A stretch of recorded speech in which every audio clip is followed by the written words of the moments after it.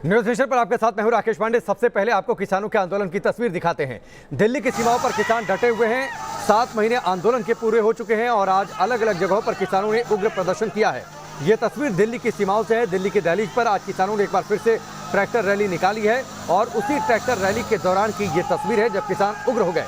इसी तरीके की तस्वीरें हरियाणा के पंचकुला से भी सामने आई, जहां पर पुलिस के जवानों से उनकी झड़प हुई है। लगातार पिछले 7 महीनों से दिल्ली की सीमाओं पर किसान डटे हुए हैं। उनकी मांग है कि सरकार उनकी बात नहीं सुन रही, सरकार कृषि कानूनों को रद्द नहीं कर रही। ये काले कानून हैं, ये रद्द होने चाहिए। लेकिन इसी मांग को लेकर किसान लगातार डटे हुए हैं दिल्ली की सीमाओं पर।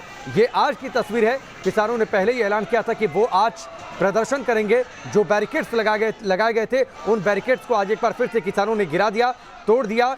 ट्रैक्टर रैली आज निकाली है किसानों ने।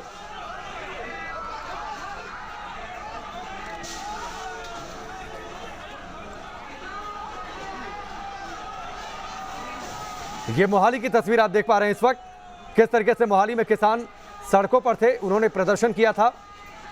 पुलिस ने आगे बैरिकेड्स लगा रखे थे, उन बैरिकेड्स को किसानों ने हटा दिया। ट्रैक्टर रैली अलग अलग जगहों पर किसानों ने निकाली है। ये मोहाली की तस्वीर है। हरियाणा के पंचकुला से इसी तरीके की तस्वीर सामने आई। अब ये मोहाली की तस्वीर आप देखिए किस तरीके से वहां पर बड़ी तादाद में किसान आज निकले। लेकिन सवाल एक ये उठता है कि प्रदर्शन तक बात ठीक है, सरकार से अपनी बात को मनवाने के लिए, अपनी बात को रखने के लिए प्रदर्शन लोकतंत्र में सबका हक है।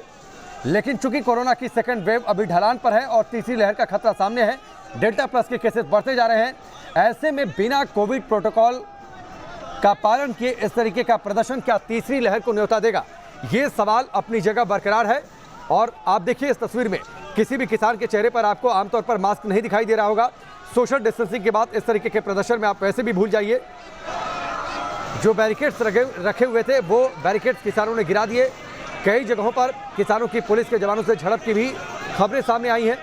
आप देखिए किस तरीके से ये हर किसान आंदोलन में जब ट्रैक्टर रैली निकली है या फिर किसान रैली पर निकले हैं, तो उस दौरान अगर रास्तों में बैरिकेड रखा गया है या फिर बड़े बड़े बोल्डर्स रखे गए हैं, किसानों ने उन बैरिकेड्स को मिलकर हटा दिया है, उन बड़े बोल्डर्स को गाड़ियों के जरिए हटा दिया है।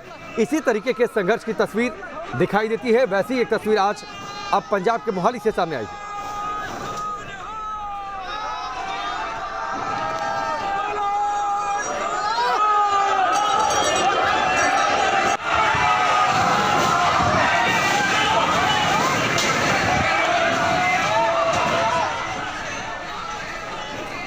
ये पंजाब विशाल ठाकुर हमारे साथ जुड़ चुके हैं, सीधे उनका रुख करते हैं। विशाल, 7 महीने पूरे हुए आंदोलन के, किसानों ने पहले ही कहा था चक्का जाम करेंगे, ट्रैक्टर रैली अलग अलग जगहों पर निकालेंगे।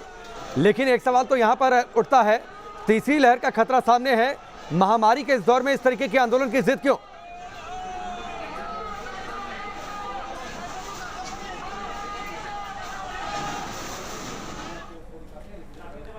विशाल, आवाज आ रही है आपको? हाँ, आ रही है।